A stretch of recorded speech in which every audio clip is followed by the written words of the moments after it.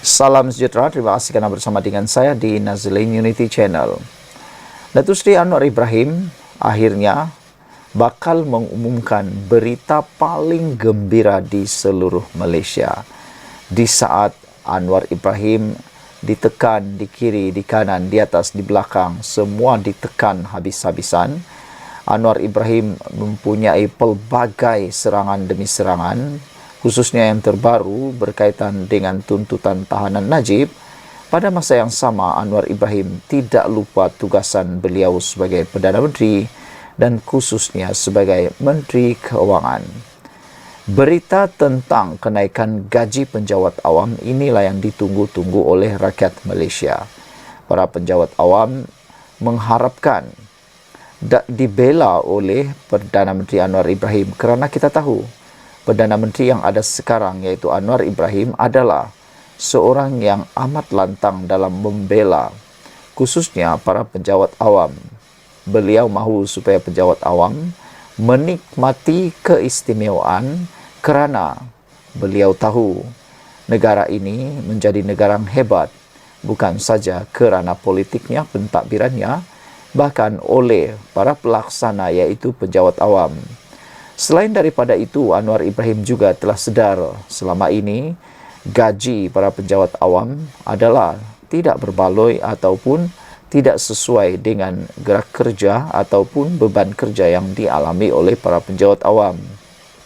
Selain itu, Anwar Ibrahim juga tahu bahawa gaji penjawat awam sudah terlalu lama tidak disemak. Oleh sebab itulah, Anwar Ibrahim bakal umum kenaikan gaji penjawat awam pada 1 Mei ini. Wah, ini yang ditunggu-tunggu oleh rakyat jelata khususnya para penjawat awam. 1 Mei adalah hari pekerja. Jadi, adakah pada waktu itu benar Anwar Ibrahim akan umumkan kenaikan gaji penjawat awam? Perdana Menteri Anwar Ibrahim akan mengumumkan struktur gaji baru penjawat awam pada Perhimpunan Hari Pekerja yang disambut pada 1 Mei. Anwar yang juga Menteri Keuangan berkata, mesyuarat Jawatankuasa Induk Kajian Sistem Saraan Perkhidmatan Awam JIKSPA yang dipengerusikannya hari ini hampir memuktamadkan tambah baik struktur gaji itu. Menurutnya, perkara itu seterusnya akan diputuskan dalam mesyuarat Jemaah Menteri. InsyaAllah cadangan penambahbaikan termasuk usaha meningkatkan kadar pendapatan bersih penjawat awam akan saya umumkan pada hari pekerja nanti, kata Anwar. Semoga usaha ini menjadi motivasi buat penjawat awam untuk meningkatkan produktiviti dan memberikan perkhidmatan yang terbaik kepada rakyat, katanya di Facebook. Menurut Anwar, komitmen kerajaan untuk menyelesaikan usaha menambah baik struktur gaji penjawat awam yang dilaksanakan menerusi kajian SSPA itu dibuat di sebalik ekonomi negara yang mencabar kesan ketidaktentuan geopolitik dunia. Kerajaan mengambil pendirian dan tanggungjawab ini mengambil kira tekanan kos sara hidup bagi penjawat awam terutamanya yang berpendapatan rendah, kata Anwar lagi. Saudara-saudara sekalian, ayuhlah kita semua menyokong kepimpinan Datuk Seri Anwar Ibrahim kerana beliau tidak pernah membiarkan para penjawat awam dan beliau benar-benar memperjuangkan anda semua. Sekian dulu untuk kali ini. Jangan lupa tinggalkan komen anda, tekan butang subscribe. Bye-bye. Salam sejahtera, terima kasih kerana bersama dengan saya di Nazlin Unity Channel. Ini kejutan paling besar apabila PAS mengiktiraf Anwar Ibrahim. Ini apabila pemimpin PAS tak sangka Perdana Menteri ke-10 Anwar Ibrahim berani keluar dari zon play safe ataupun bermain secara selamat. Seorang pemimpin PAS mengakui Perdana Menteri Anwar Ibrahim bersuara lantang dalam membela saudara se-Islam di Palestin. Ahli Jawatankuasa PAS Pusat Dr. Muhammad Zuhdi Marzuki berkata, suara lantang Anwar Ibrahim sebagai Perdana Menteri Malaysia sudah tentu memberi kesan jauh berbeza berbanding kedudukannya sebelum ini yang hanya pemimpin sebuah organisasi sivil dan pemimpin sebuah parti politik. Saya sendiri tidak menyangka Datuk Seri Anwar Ibrahim berani keluar dari zon play safe setelah beliau melihat kekejaman terhadap rakyat Palestin semakin memuncak. Reaksi kuasa besar terhadap Malaysia kesan daripada suara lantang Datuk Seri Anwar Ibrahim seperti boleh dijangka, bahkan sudah pun dirasai kini, katanya dalam satu kenyataan. Secara jujur, Zuhdi berkata, beliau melihat situasi hari ini sangat memerlukan kesemua pemimpin umat Islam di Malaysia untuk duduk semeja dan berdiri sepentas. Tindakan itu jelasnya bukan hanya untuk memperkukuhkan solidariti membela saudara se-Islam di Palestin. Malah ujarnya bersama-sama menongkah cabaran getir yang bakal dihadapi oleh Malaysia disebabkan solidariti tersebut. Jangan jadikan cabaran getir itu sebagai air keruh yang diteguk. Sebaliknya, jadikan ia sebagai kiambang untuk ditaut. Sekiranya semasa zaman Perdana Menteri ke-4 dan Perdana Menteri ke-6 boleh berlaku, mengapa pada zaman Perdana Menteri ke-10 tidak boleh, tambah Zuhdi lagi. Saudara-saudara sekalian, ini satu kenyataan yang agak luar biasa daripada pemimpin PAS. Bayangkan kalau sebelum ini ada saja yang mereka cerca, ada saja yang dicerca kepada Anwar Ibrahim, tetapi kali ini dilihat bahawa Anwar Ibrahim berani keluar daripada zon play safe. Bahkan pemimpin PAS ini mengaku beliau tidak menyangka bahawa Anwar Ibrahim bersuara lantang dalam membela saudara se-Islam di Palestin. Yang menyatakan ini adalah orang yang hebat, Ahli Jawatan Kuasa PAS Pusat, Dr. Muhammad Zuhdi Marzuki.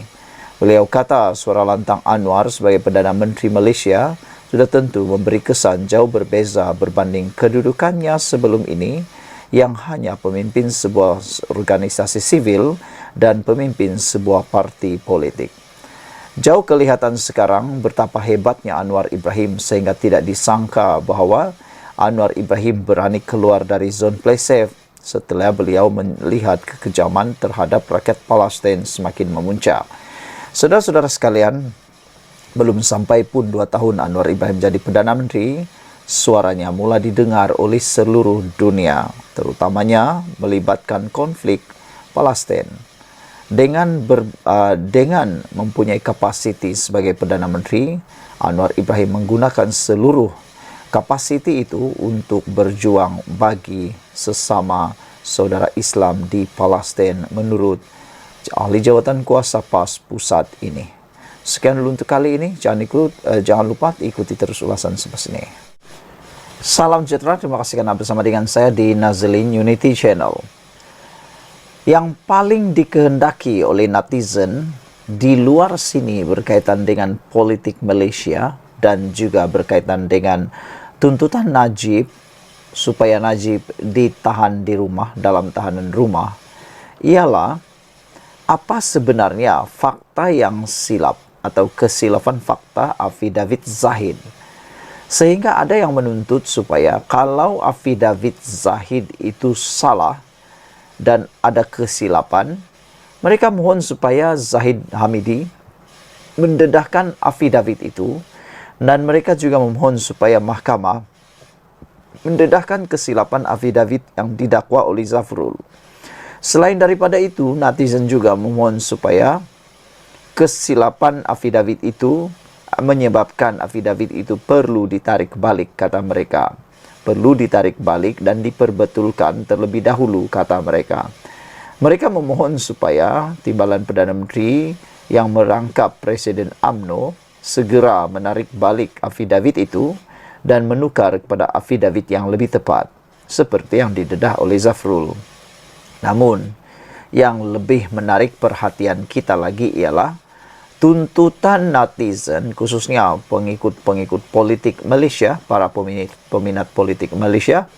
Mereka menuntut supaya Zafrul dengan segera mendedahkan apa kesilapan fakta Affidavit Zahid itu. Di mana bahagiannya dan apakah ucapan atau tulisan Affidavit Zahid itu yang salah? Adakah ia adalah kesalahan yang kecil atau kesalahan yang besar? Kerana seperti yang dinyatakan oleh beberapa peguam petang tadi, mereka kata mereka pun nak tahu juga apa sebenarnya isi kandungan sebenar titah edemdum tambahan daripada agong itu. Dan yang paling mengetahuinya ialah tentulah sumber pertamanya ialah Zafrul menurut Zahid Hamidi. Jadi apa sebenarnya kesilapan besar atau kesilapan kecil atau kesilapan apa sekalipun fakta afidavit Zahid itu? Namun apabila ditanya tentang perkara ini, Zafrul enggan mendedahkan kesilapan fakta afidavit Zahid. Ini menimbulkan pelbagai pertanyaan, menimbulkan pelbagai reaksi negatif daripada netizen. Mereka bersoal, mengapa Zafrul takut enggan dedah kesilapan fakta afidavit Zahid? Kata mereka, apakah kesilapan itu terlalu besar sehingga kan Zafrul tidak mahu atau enggan mendedahkan afidavit Zahid? Silapnya di mana?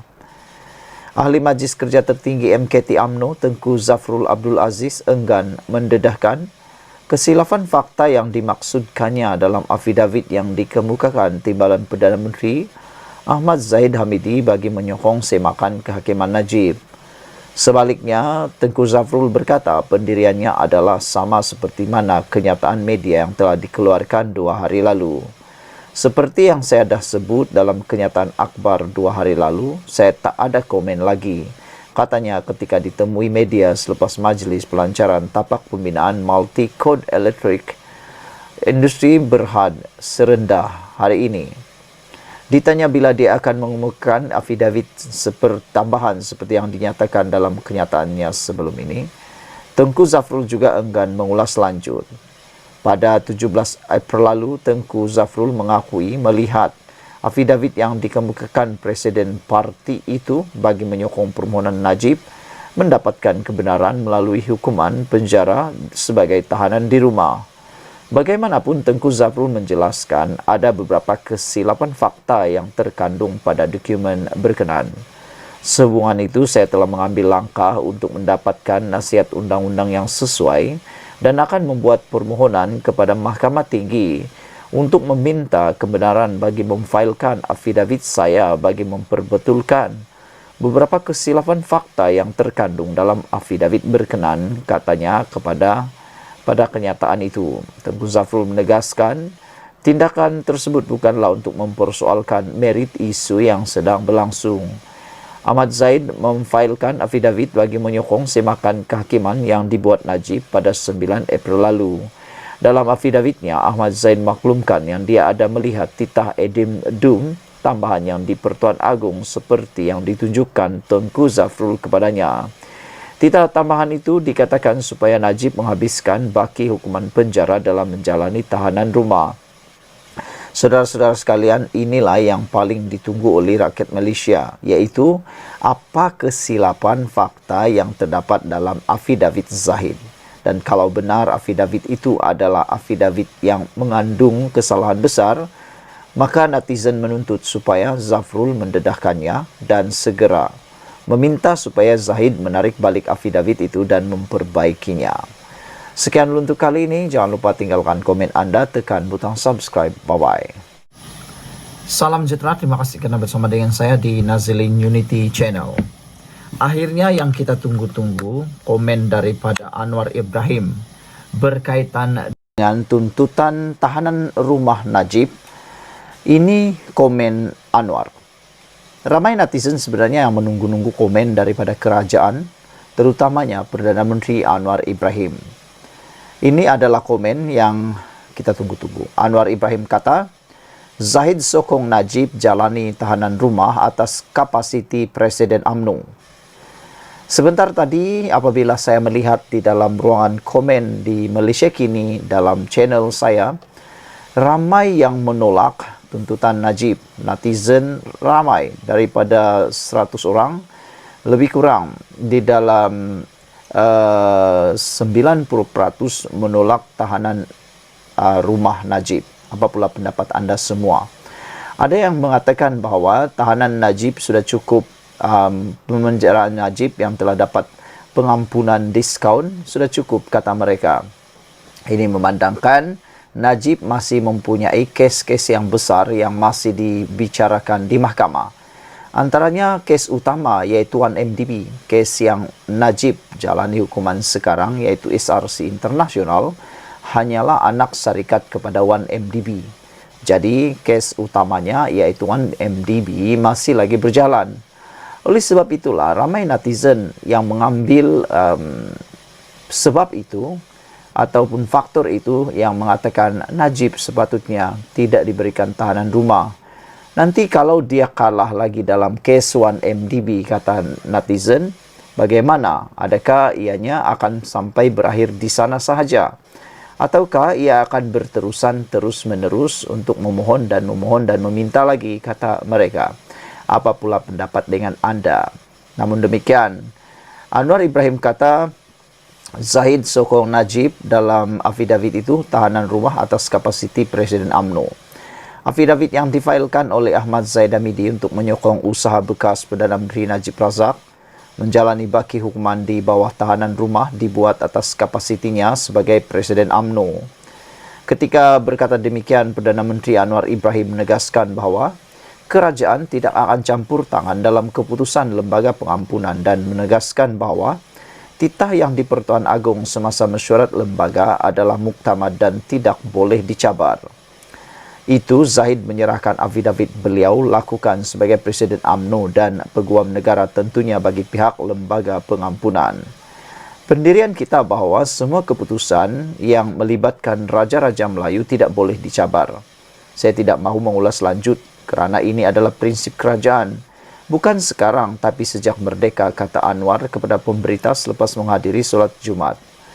Dalam afidavit yang difailkan di Mahkamah Tinggi Kuala Lumpur pada 9 April, Zahid yang juga timbalan Perdana Menteri menyokong dakwaan Najib mengenai titah tambahan diraja supaya baki hukuman penjaranya digantikan dengan tahanan rumah.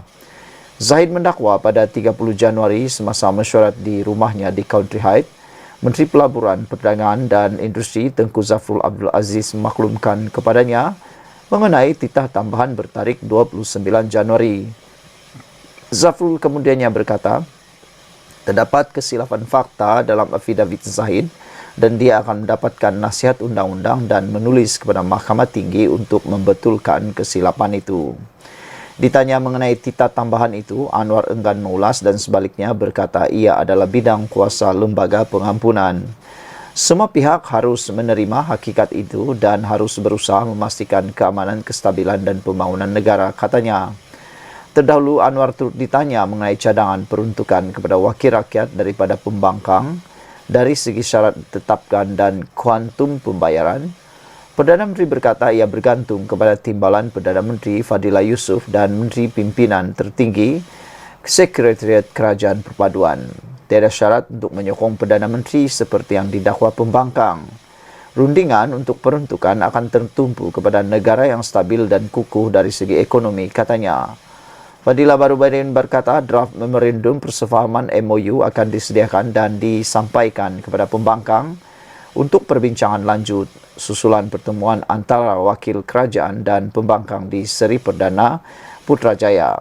Beberapa komen daripada netizen berkait dengan isu ini ialah mereka mahu supaya cepat-cepat ada keputusan berkait dengan Najib.